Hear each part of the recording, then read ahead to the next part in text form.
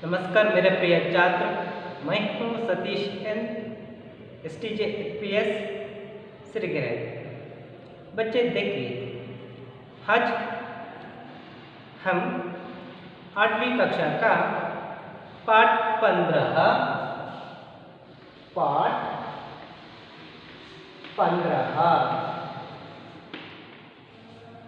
पाठ का नाम है भारतीय त्योहार। पाठ का नाम है भारतीय त्योहार।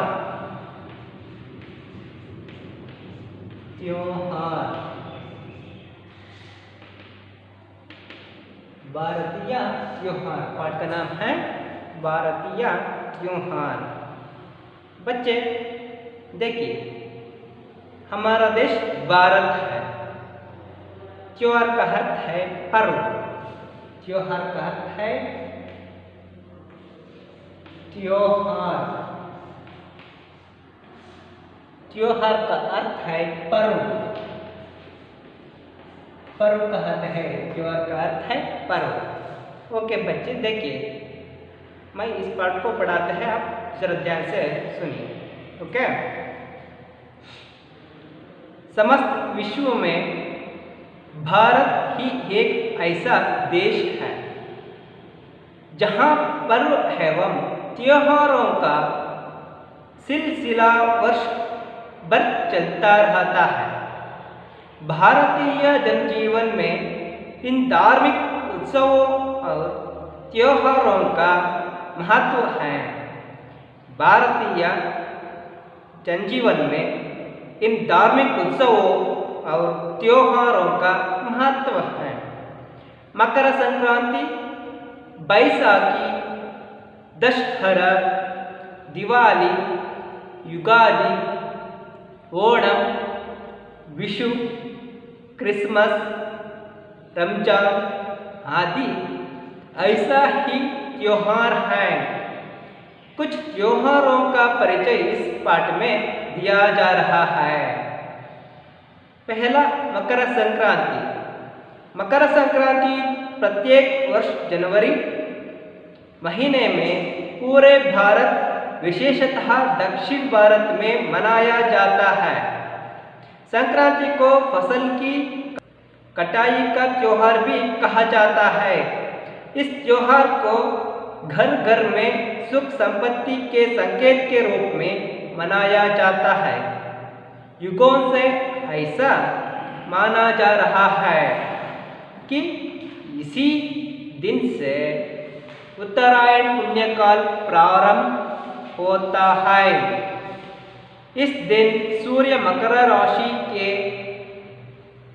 राशि में प्रवेश करता है। यह विश्वास है कि उत्तरायण में देह त्याग करने वाले व्यक्ति जन्म मरण के चक्र से मुक्त हो जाते हैं।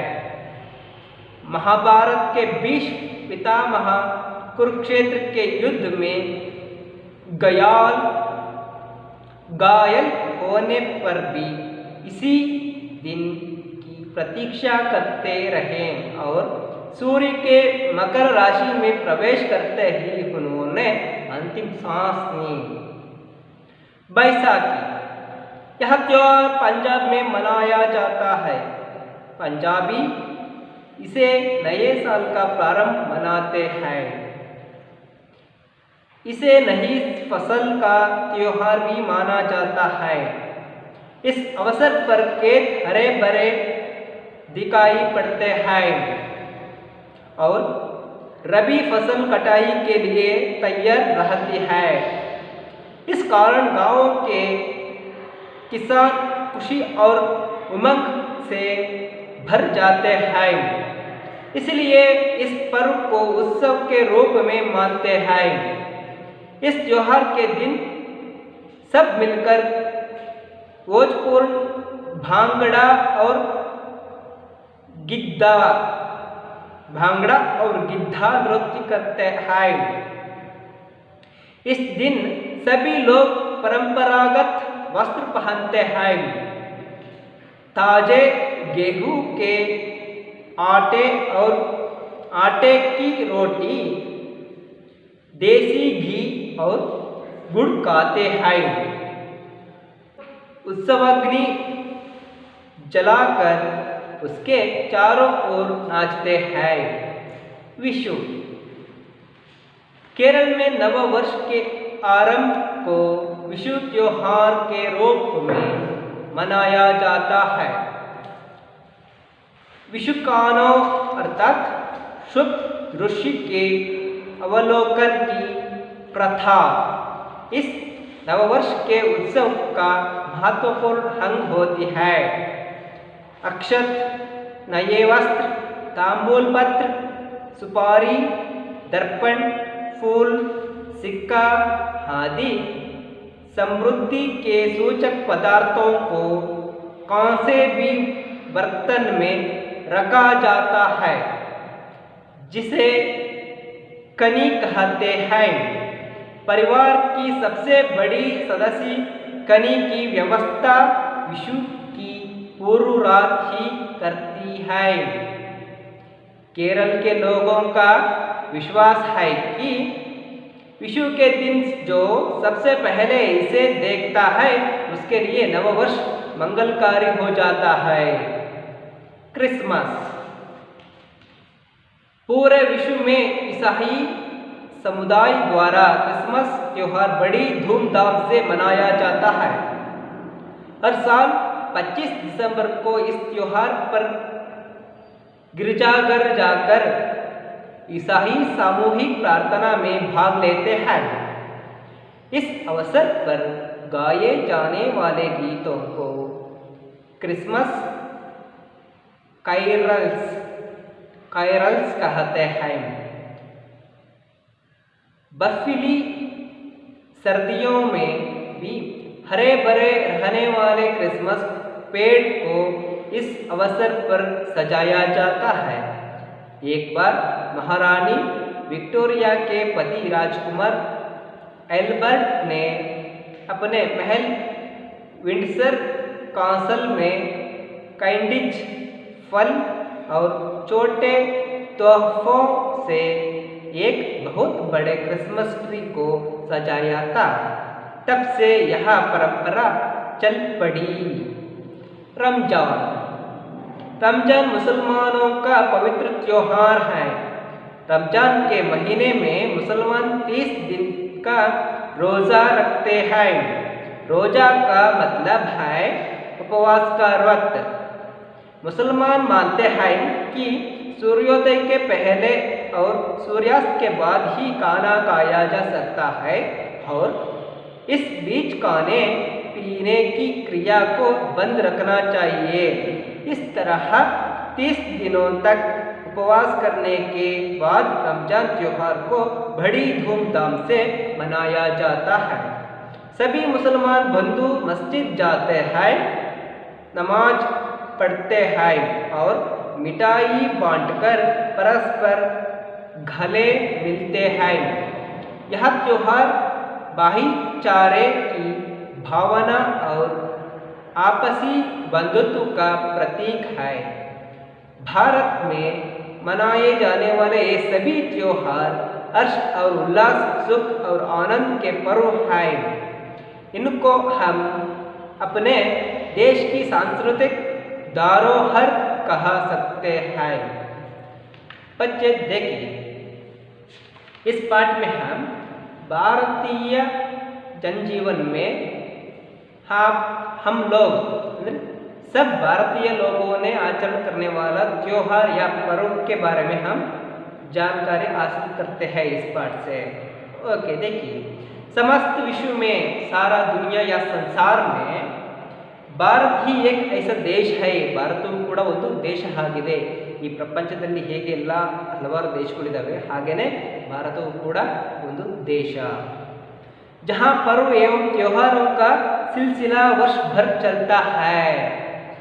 ಈ ಒಂದು ಹಬ್ಬಗಳು ಏನಿದಾವೆ, त्योहार का अर्थ है हब्बा। हिंदी में हम पर्व कहते हैं। इस त्योहारों का सिलसिला वर्ष भर ಚಲ್ತಾ ಹೈ. ಈ ಒಂದು ಹಬ್ಬಗಳೇನಿದ್ದಾವೆ ಇವು ಕ್ರಮವಾಗಿ ವರ್ಷದ ಎಲ್ಲ ಕಾಲಗಳಲ್ಲಿ ಕೂಡ ನಾವು ಹಬ್ಬಗಳನ್ನ ಆಚರಣೆ ಮಾಡ್ತಾ ಬಂದಿದ್ದೀವಿ. ಸಿಲ್ಸಿಲಾ ಕಾ ಅರ್ಥ ಹೈ ಸಿಲ್ಸಿಲಾ. सिलसिला सिलसिला का अर्थ है क्रम, क्रमबद्ध, क्रमानुगत. क्रमानुगत से वर्ष भर चलता रहता है. ವರ್ಷವೆಲ್ಲವೂ ಕೂಡ ನಾವು ಅವುಗಳನ್ನು ಆಚರಿಸ್ತೇವೆ. ಭಾರತೀಯ ಜನಜೀವನ में ನಮ್ಮ ಭಾರತೀಯ ಜನಜೀವನದಲ್ಲಿ इन धार्मिक उत्सवों और त्योहारों का महत्व है. ನಮ್ಮ ಭಾರತೀಯ ಜನಜೀವನದಲ್ಲಿ ಈ ಧಾರ್ಮಿಕ ಉತ್ಸವಗಳು ಮತ್ತು ಹಬ್ಬಗಳು ಮಹತ್ವವನ್ನು ಪಡೆದಿವೆ. ಮಕರ ಸಂಕ್ರಾಂತಿ, ಬೈಸಾಖಿ, ದಶಹರಾ, ದಿವಾಲಿ, ಯುಗಾದಿ, ಓಣಂ, ವಿಶು, ಕ್ರಿಸ್ಮಸ್, ರಂಜಾನ್ ಇತ್ಯಾದಿ ಐಸೆ ಹಿ ತ್ಯೋಹಾರ್ ಹೈ. ಏನಿದಾವೆ ಇವೆಲ್ಲವೂ ಕೂಡ ನಮ್ಮ ಭಾರತದಲ್ಲಿ ಆಚರಿಸತಕ್ಕಂತಹ ಹಬ್ಬಗಳಾಗಿವೆ. कुछ त्योहारों का परिचय इस पाठ में दिया जा रहा है. ಹಲವು ಹಬ್ಬಗಳ ಪರಿಚಯವನ್ನು ಈ ಪಾಠದಲ್ಲಿ ಕೊಡಲಾಗಿದೆ. पहला मकर संक्रांति प्रत्येक वर्ष जनवरी महीने में पूरे भारत विशेषतः दक्षिण भारत में मनाया जाता है. ಈ ಮಕರ ಸಂಕ್ರಾಂತಿಯನ್ನ ಪ್ರತ್ಯೇಕ ವರ್ಷವಾಗಿ ನಾವು ಜನವರಿ ತಿಂಗಳಲ್ಲಿ ಆಚರಿಸ್ತಕ್ಕಂಥ ಒಂದು ವಿಶೇಷವಾದಂತಹ, ಅದರಲ್ಲಿಯೂ ದಕ್ಷಿಣ ಭಾರತದಲ್ಲಿ ಆಚರಿಸ್ತಕ್ಕಂಥ ಒಂದು ವಿಶೇಷವಾದ ಹಬ್ಬವಾಗಿದೆ. ಸಂಕ್ರಾಂತಿ ಕೋ ಫಸಲ್ ಕಿ ಕಟಾಯಿ ಕಾ ತ್ಯೋಹಾರ್ ಭಿ ಕಹಾ ಜಾತಾ ಹೈ. ಈ ಸಂಕ್ರಾಂತಿ ಹಬ್ಬ ಏನಿದೆ, ಈ ಸಂಕ್ರಾಂತಿ ಹಬ್ಬವನ್ನು ನಾವು ಬೆಳೆಗಳ ಕಟಾವು ಏನಿದೆ ಅಂದರೆ ರೈತರು ಕಿಸಾನ್ ಅಂತ ಏನು ಕರಿತೀವಿ, ಆ ರೈತರು ಬೆಳೆದಂತಹ ಬೆಳೆಗಳ ಕಟಾವಿನ ಸಂದರ್ಭದಲ್ಲಿ ಮಾಡ್ತಕ್ಕಂತಹ ಒಂದು ರೈತರ ಹಬ್ಬವಾಗಿ ಈ ಸಂಕ್ರಾಂತಿಯನ್ನು ನಾವೆಲ್ಲರೂ ಕೂಡ ಆಚರಿಸ್ತಿದ್ದೀವಿ. इस त्योहार को घर घर में सुख संपत्ति के संकेत के रूप में मनाया जाता है. ಅಂದರೆ ಈ ಒಂದು ಸಂಕ್ರಾಂತಿ ಹಬ್ಬವನ್ನು ಪ್ರತಿಯೊಂದು ಮನೆಗಳಲ್ಲಿಯೂ ಕೂಡ ಸುಖ ಸಮೃದ್ಧಿ ಮತ್ತು ಸಂಪತ್ತಿನ ಸಂಕೇತದ ರೂಪದಲ್ಲಿ ಈ ಒಂದು ಹಬ್ಬವನ್ನು ನಾವು ಆಚರಣೆಯನ್ನು ಮಾಡ್ತಾ ಇದ್ದೀವಿ. ಯುಗೋं से ऐसा माना जा रहा है. ಯುಗಗಳಿಂದಲೂ ಕೂಡ ಇದು ಈ ರೀತಿಯಲ್ಲಿಯೇ ನಡೆದುಕೊಂಡು ಬರ್ತಾ ಇದೆ. ಅದು ಏನಂತ ಅಂದರೆ दिन से उत्तरायण पुण्यकाल ಪ್ರಾರಂಭ होता है. ಯಾವಾಗ ಉತ್ತರಾಯಣ ಕಾಲ ಆರಂಭ ಆಗುತ್ತದೋ ಆ ದಿನದಂದು ಈ ಒಂದು ಹಬ್ಬವನ್ನು ನಾವು ಆಚರಣೆಯನ್ನು ಮಾಡುತ್ತೇವೆ. इस दिन सूर्य मकर राशि में प्रवेश करता है. ಈ ಸಂಕ್ರಾಂತಿನ ಆಚರಣೆ ಮಾಡ್ತಕ್ಕಂತಹ ದಿನ ಏನಿದೆ, ಆ ದಿನ ಸೂರ್ಯ ಏನು ಮಾಡ್ತಾನೆ, ಉತ್ತರಾಯಣ ಅಂದರೆ ಮಕರ ರಾಶಿಯಲ್ಲಿ ಪ್ರವೇಶ ಆಗ್ತಕ್ಕಂತಹ ಒಂದು ಕಾಲ ಯಾವುದು ಅಂದರೆ ಉತ್ತರಾಯಣ ಕಾಲ. ಆ ಒಂದು ಉತ್ತರಾಯಣ ಕಾಲದಲ್ಲಿ ಏನಾಗುತ್ತೆ, ಸೂರ್ಯ ತನ್ನ ರಾಶಿಯನ್ನು ಮಕರ ರಾಶಿಗೆ ಏನಾಗುತ್ತೆ ಬದಲಾವಣೆಯನ್ನು ಹೊಂದುತ್ತಾನೆ. ಯಹ ವಿಶ್ವಾಸ ಹೈ. ಇದು ವಿಶ್ವಾಸ ಇದೆ. ಏನೆಂದರೆ ಕಿ ಕ ಅರ್ಥ ಹೈ. ಏನೆಂದರೆ ಕಿ ಕ ಅರ್ಥ ಹೈ ಏನೆಂದರೆ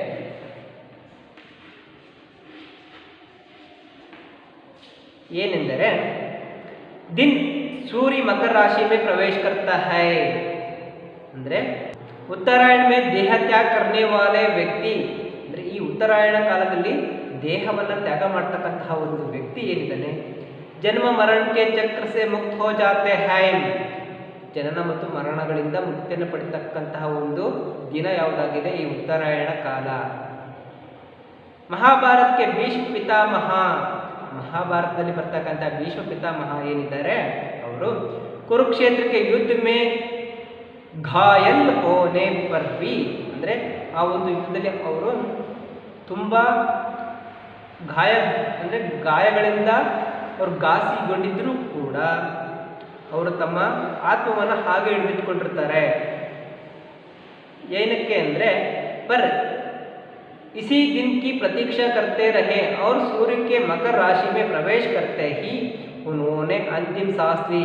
ಅವ್ರು ಏನು ಮಾಡ್ತಾ ಇದ್ರು, ಆ ಒಂದು ಸೂರ್ಯ ಏನಿದ್ದಾನೆ ಆ ಸೂರ್ಯ ಈ ಉತ್ತರಾಯಣ ಕಾಲದಲ್ಲಿ ಮಕರ ರಾಶಿಗೆ ಪ್ರವೇಶ ಆಗ್ತಕ್ಕಂಥ ಒಂದು ಕಾಲದವರೆಗೂ ಕೂಡ ತನ್ನ ಉಸಿರನ್ನು ಅವರು ಇಟ್ಕೊಂಡಿರ್ತಾರೆ.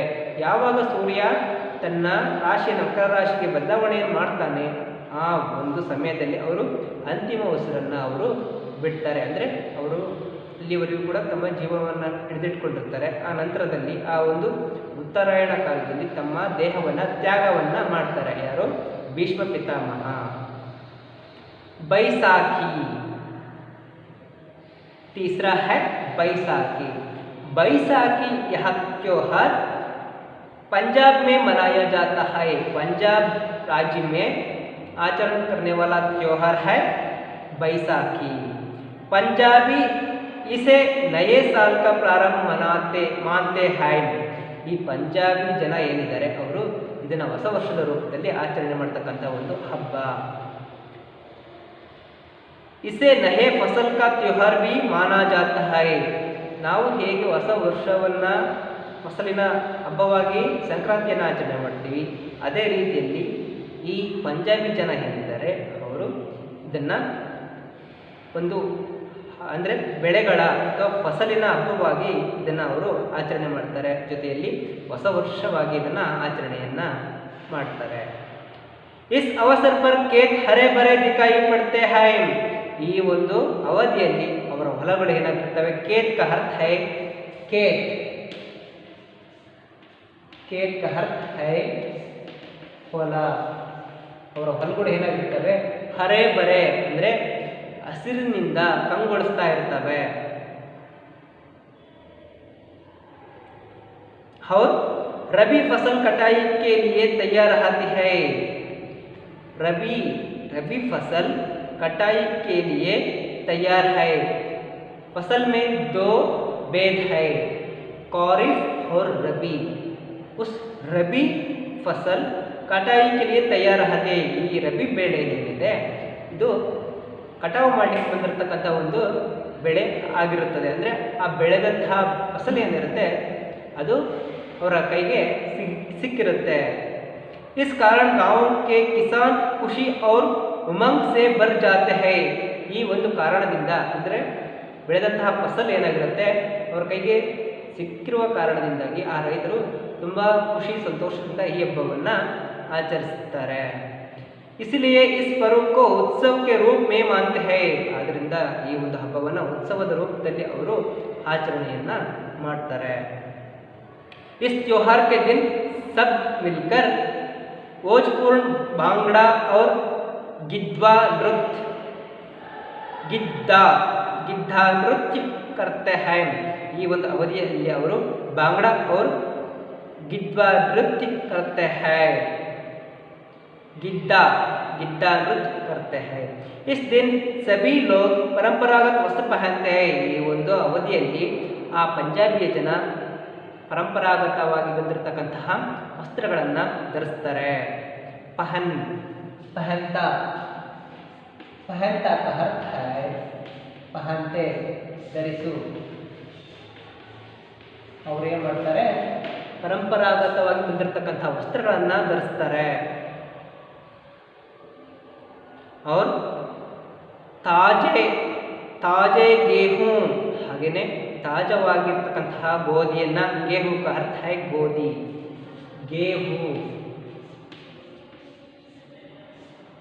गेहूं का अर्थ है ಗೋಧಿ, गेहूं का अर्थ है ಗೋಧಿ.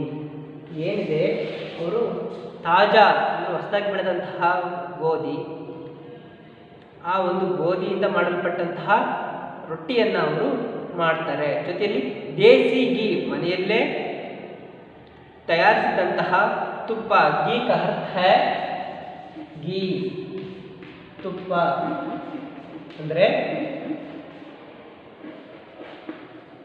ಅವರು ಗೋಧಿಯಿಂದ ಮಾಡಿದಂತಹ ರೊಟ್ಟಿ ಮತ್ತು ಮನೆಯಲ್ಲೇ ತಯಾರಿಸಿದಂತಹ ತುಪ್ಪವನ್ನು ಬಳಸಿಕೊಂಡು गुड़ खाते हैं। मिठाई, गुड़ का अर्थ है ईख से बनने वाली, ईख के रस से बनने वाली एक मीठे खाद्य है गुड, उस दोनों तीनों को लगाकर कहते हैं उस उत्सव के संदर्भ में। उत्सवाग्नि जलाकर उसके चारों ओर नाचते हैं। उत्सवದ ಅಗ್ನಿಯನ್ನು ಅವರು उत्सव प्लस अग्नि उत्सवाग्नि, उत्सव प्लस अग्नि उत्सवाग्नि जलाकर ಅಂದರೆ उत्सवದ ಅಗ್ನಿಯನ್ನು ಬೆಂಕಿಯನ್ನು ಹೊರಿಸಿ अग्नि अनल अगी ये सभी पर्यायवाची शब्द है। ನಾಲ್ಕು ಕಡೆಗಳಲ್ಲಿ ಚಾರೋ ಹೋರ್ ನಾಲ್ಕು ಕಡೆಗಳಲ್ಲಿ ಅವರು ಏನು ಮಾಡ್ತಾರೆ ನೃತ್ಯವನ್ನು ಮಾಡ್ತಾರೆ। विशु, विशु केरल में नव वर्ष के आरंभ को विशु त्योहार के रूप में मनाया जाता है। केरल में आचरण करने वाले इनका त्योहार का नाम है विशु।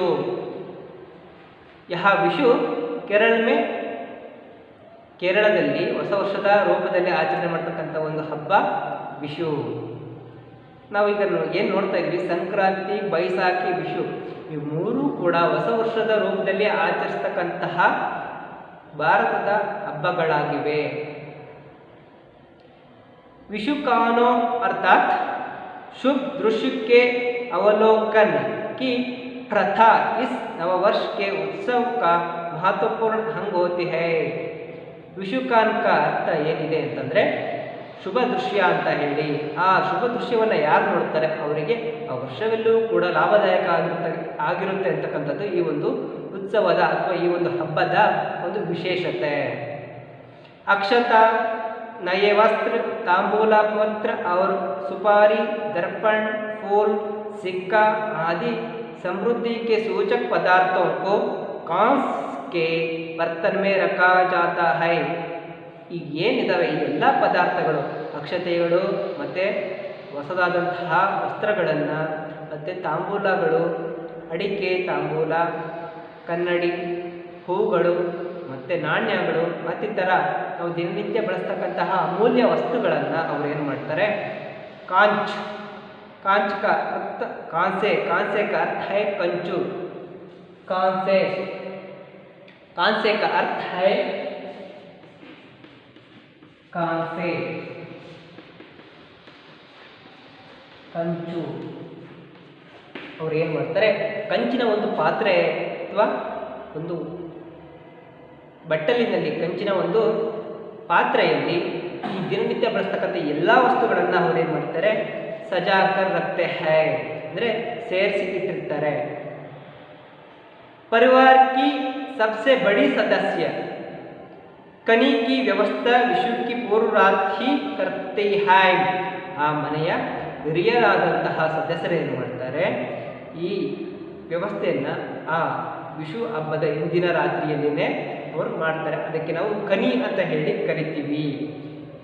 ವಿಶು ಹಬ್ಬದ ಹಿಂದಿನ ದಿನದಲ್ಲಿನೇ ಆ ಮನೆಯ ಹಿರಿಯ ಸದಸ್ಯರು ಏನು ಮಾಡಿರ್ತಾರೆ, ಆ ಎಲ್ಲ ವಸ್ತುಗಳನ್ನು ತಾಮ್ರದ ಒಂದು ಪಾತ್ರೆಯಲ್ಲಿ ಹಾಕಿ ದೇವರ ಮುಂದೆ ಇಟ್ಟಿರ್ತಾರೆ, ಅವರಿಗೆ ನಾವು ಕನಿ ಅಂತ ಹೇಳಿ ಕರಿತೀವಿ। ಕೇರಳಕ್ಕೆ ಲೋಗೋಂ ಕಾ ವಿಶ್ವಾಸ है कि ಕೇರಳದ ಜನತೆಯ ಒಂದು ವಿಶ್ವಾಸ ಇದೆ, ಅದು ಏನೆಂದರೆ विशु के दिन जो सबसे पहले इसे देखता है उसके लिए नववर्ष मंगलकारी हो जाती है, उस वर्ष मंगलकारी हो जाता है। ಅಂದರೆ ಯಾರು ಈ ವಿಶ್ವದಲ್ಲಿ ಇಟ್ಟಿರ್ತಕ್ಕಂಥ ಪದಾರ್ಥಗಳೇನಿದ್ದಾವೆ ಅವುಗಳನ್ನು ಮೊಟ್ಟ ಮೊದಲು ಯಾರು ಎದ್ದು ನೋಡ್ತಾರೆ ಅವರಿಗೆ ವರ್ಷವೆಲ್ಲವೂ ಕೂಡ ಏನಾಗಿರುತ್ತೆ, ಮಂಗಳಕಾರಿಯಾಗಿರುತ್ತೆ, ಅಂದರೆ ಶುಭ ಅಥವಾ ಲಾಭದಾಯಕವಾಗಿರುತ್ತೆ ಎಂಬಂತಹ ಒಂದು ವಿಷಯವನ್ನು ನಾವು ನೋಡಬಹುದು। ಕ್ರಿಸ್ಮಸ್ पूरे विश्व, विश्व का अर्थ है संसार, जगत, दुनिया, प्रपंच, ये सभी विश्व का अर्थ है विश्व, संसार, जगत, दुनिया, ಪ್ರಪಂಚ। ಈ ವಿಶ್ವ ಅಂತಕ್ಕಂಥದ್ದು ಏನಿದೆ ಈ ವಿಶ್ವದಲ್ಲಿ ಇಸಾಯಿ ಸಮುದಾಯ ದ್ವಾರ ಅಂದರೆ ಇಸಾಯಿ, ಇಸಾಯಿ का अर्थ है देखिए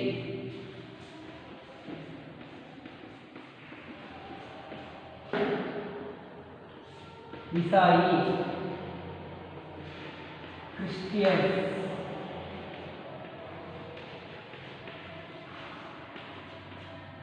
ಈ ಕ್ರಿಶ್ಚಿಯನ್ಸ್ ಏನಿದ್ದಾರೆ ಅವರ ಒಂದು ಸಮುದಾಯ द्वारा द्वारा का अर्थ है ಮೂಲಕ ಅವರ ಒಂದು ಕ್ರಿಶ್ಚಿಯನ್ ಸಮುದಾಯದ ಮೂಲಕ क्रिसमस त्योहार बड़ी धूमधाम से मनाया जाता है ಬಹಳ ಸಡಗರದಿಂದ धूमधाम धूमधाम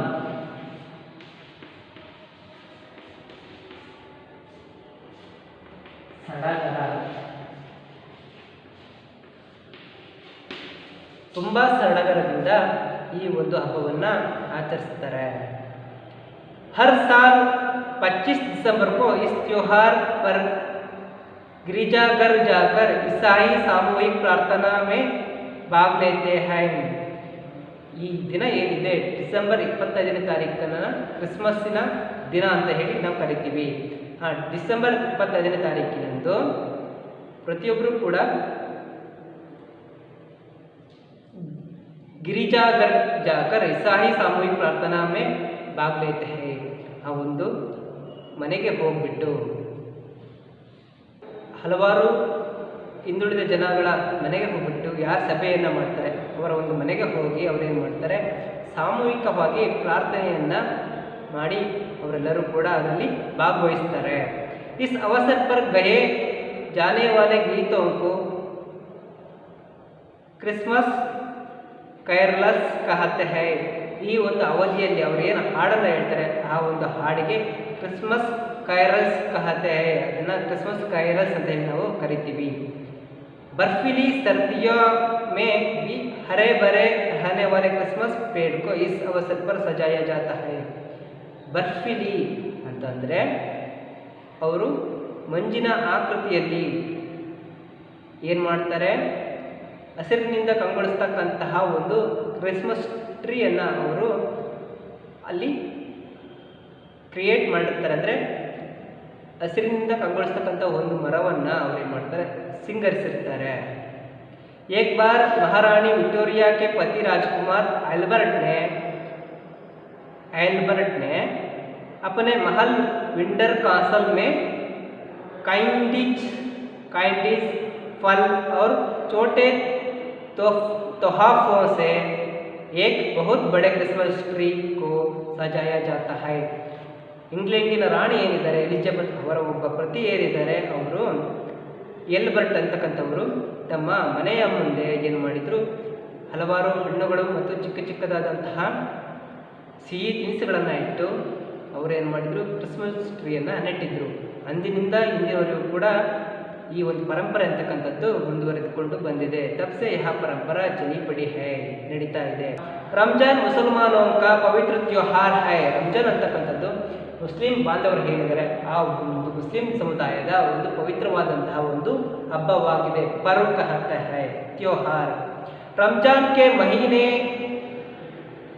के महीने में मुसलमान 30 दिन तक रोज़ा रखते हैं. रोज़ा रमज़ान आचरण के वक्त मुसलमान बांधवों में क्या करते हैं 30 दिनों तक रोज़ा रखते हैं. ಅವರು 30 ದಿನಗಳವರೆಗೆ ಏನು ಮಾಡ್ತಾರೆ ರೋಜಾವನ್ನು ಆಚರಣೆ ಮಾಡ್ತಾರೆ. रोजा का मतलब है उपवास का व्रत. इस रोजा का अर्थ है उपवास का व्रत. व्रत का अर्थ है आचरणे. व्रत का अर्थ है आचरणे.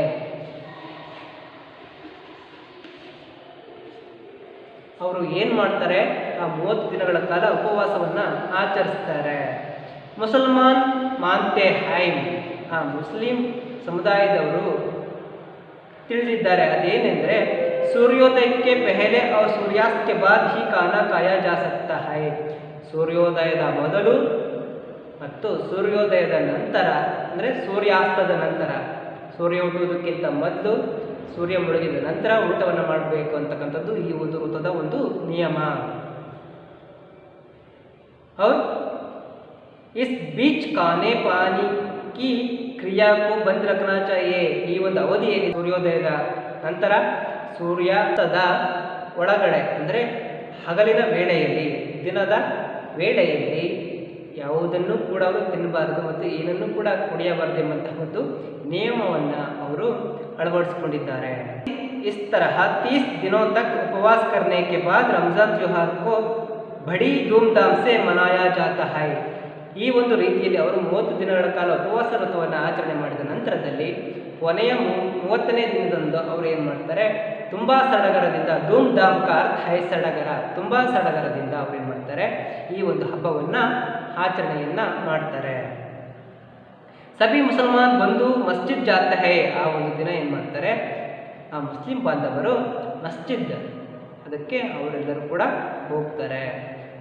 ಅಂದರೆ ಹಿಂದೂಗಳು ಗುಡಿಗೆ ದೇವಾಲಯಕ್ಕೆ ಹೇಗೆ ಹೋಗ್ತಾರೆ ಹಾಗೆ ಕ್ರಿಶ್ಚಿಯನ್ಸ್ನವರು ಚರ್ಚಿಗೆ ಹೋಗ್ತಾರೆ, ಹಿಂದೂಗಳು ದೇವಾಲಯಕ್ಕೆ ಹೋಗ್ತಾರೆ, ಹಾಗೆಯೇ ಮುಸಲ್ಮಾನ್ ಬಾಂಧವರು ಇಲ್ಲಿಗೆ ಮಸ್ಜಿದ್ಗಳಿಗೆ ಹೋಗಿ ತಮ್ಮ ತಮ್ಮ ಪ್ರಾರ್ಥನೆಯನ್ನು ಅವರು ಸಲ್ಲಿಸ್ತಾರೆ. ಯಹ ತ್ಯೋಹಾರ್ ಭಾಯಿಚಾರೆ ಕಿ ಭಾವನಾ ಆಪಸಿ ಬಂಧುತ್ವ ಕಾ ಪ್ರತೀಕ್ ಹೈ. ಈ ರಂಜಾನ್ ಎಂಬಂತಹ ಒಂದು ಹಬ್ಬ ಏನಿದೆ ಇದು ಸಹೋದರತ್ವ ಮತ್ತು ಬಂಧುತ್ವದ, ಅಂದರೆ ಸಹೋದರತ್ವ ಬಂಧುತ್ವದ ಪ್ರತೀಕವಾಗಿ ಈ ಹಬ್ಬವನ್ನು ಆಚರಣೆ ಮಾಡಲಾಗುತ್ತೆ. ಭಾರತ में मनाए जाने वाले ये सभी त्योहार हर्ष और उल्लास, सुख और आनंद के पर्व हैं. ಭಾರತದಲ್ಲಿ ಆಚರಿಸಲ್ಪಡ್ತಕ್ಕಂತಹ ಈ ಎಲ್ಲ ಹಬ್ಬಗಳು ಹರ್ಷ ಮತ್ತು ಉಲ್ಲಾಸ ಹಾಗೂ ಸುಖ ಸಂತೋಷ ಆನಂದಗಳ ಹಬ್ಬಗಳಾಗಿ ನಾವು ಆಚರಿಸ್ತೇವೆ. इनको हम अपने देश की सांस्कृतिक धरोहर कह सकते हैं. ಈ ಎಲ್ಲ ಹಬ್ಬಗಳು ನಮ್ಮ ದೇಶದ ಸಾಂಸ್ಕೃತಿಕ ಪ್ರತೀಕವಾಗಿ, ಸಾಂಸ್ಕೃತಿಕ ಸಂಪತ್ತಾಗಿ ಇವುಗಳು ಕಾಣಬಹುದಾಗಿದೆ. Okay my children, thank you.